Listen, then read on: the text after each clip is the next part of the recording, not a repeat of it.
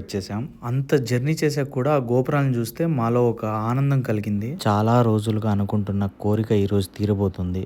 ఈరోజు ఆ మహాశివుణ్ణి దర్శించుకుంటున్నా.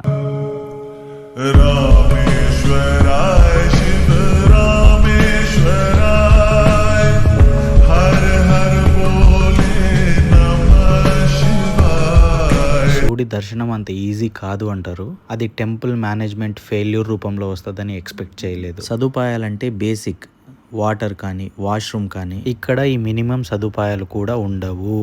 అక్కడ ఏ సౌకర్యాలు ఉండకపోవడం వల్ల మీరు ఇనిషియల్గానే డిసప్పాయింట్ అవుతారు. ఈ ఎండలకు క్యూలో నిలబడితే వాటర్ కావాలనిపిస్తుంది, కానీ నీకు అక్కడ వాటర్ దొరకదు. దొరికినా అవి క్లీన్ వాటర్ కాదు. సరే, మీరు బాటిల్ తెచ్చుకొని బాటిల్లో తాగారా, మళ్ళీ మీరు వాష్రూమ్ వెళ్ళడానికి వాష్రూమ్ కనపడదు. ఇంకా నేను చాలా బేసిక్ రిక్వైర్మెంట్స్ గురించి మాట్లాడుతున్నా. ఇలాంటివి చాలా మైనస్లు ఉన్నాయి టెంపుల్ మేనేజ్మెంట్లో. జెంట్స్ ఎలాగో మేనేజ్ చేసుకుంటారు, కానీ లేడీస్ లేదంటే వాళ్ళు చిన్నపిల్లలు తీసుకొని రావడం లేదా ముసలాలతో రావడం చేశారంటే, ఏమైనా ఎమర్జెన్సీ వస్తే క్యూలో నుంచి బయటికి వెళ్ళడానికి కష్టమే, వెళ్ళిన తర్వాత రావడానికి ఇంకా కష్టం. మీరు అక్కడ వెతికినా కూడా టెంపుల్ సిబ్బంది ఒక్కరు కూడా కనిపించరు.